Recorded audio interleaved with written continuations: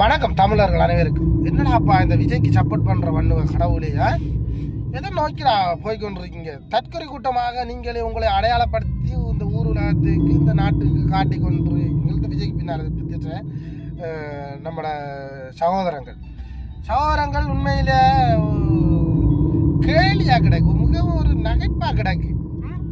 படித்த நீங்கள் அன்பான நீங்கள் சொல்லி பார்த்தால் படித்தவன் அப்படித்தான் இருக்கேன், படிக்காத அப்படித்தான். அவ்வளவுக்கு நான் திரை மோகம், ஒரு கரிசுமா இருக்கு. பணக்காரனுக்கு பின்னால் பணம் இருக்கிறவனுக்கு பின்னால் என்ன வேண்டாலும் போயிடுவீங்களோ. தமிழ் தேசியம் என்று சொல்லி வீடு கொண்டு ஒழும்பி கஷ்டப்பட்டு ஒரு தமிழன் ஆளணும் என்ற நிலைப்பாட்டுக்கு உயிரை கொடுத்து கத்தி தமிழ் தேசியம் எழுந்து வரும்போது அதுக்குள்ள வந்து குறுக்க கொண்டு பாரு. இந்த கௌசிக் வந்து அப்போ என்ன ஒன்றுன்ற மாதிரி கௌசிக்கை கொண்டு இறக்குறார்கள். முதல் கமலஹாசன், ரெண்டாவது கௌசிக்கு வந்து விஜய்.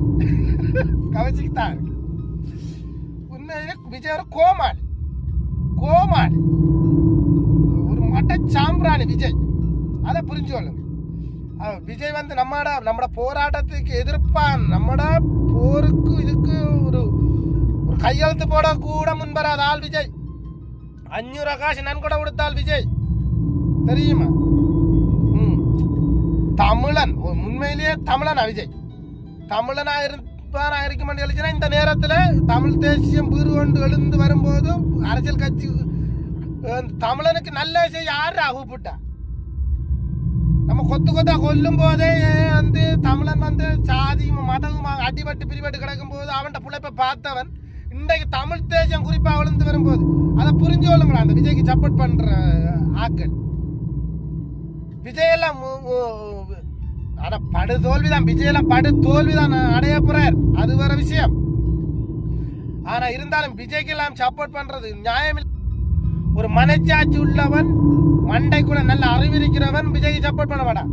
ஒழுங்கான உண்மையான தமிழனாக இருப்பானா அவன் சப்போர்ட் பண்ணுவான். நாம் தமிழருக்கு, தமிழ் தேசியத்துக்கு தான் சப்போர்ட் பண்ணுவான்.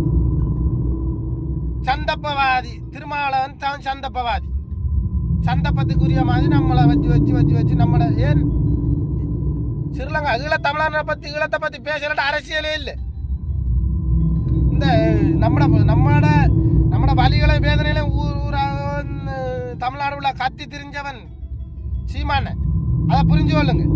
சாத்தியம் இல்லாத ஒன்றை பேசுறான். சாத்தியம் இல்லாத ஒன்றை சாத்தியப்படுத்துறதுக்கு பேர் தான் புரட்சி.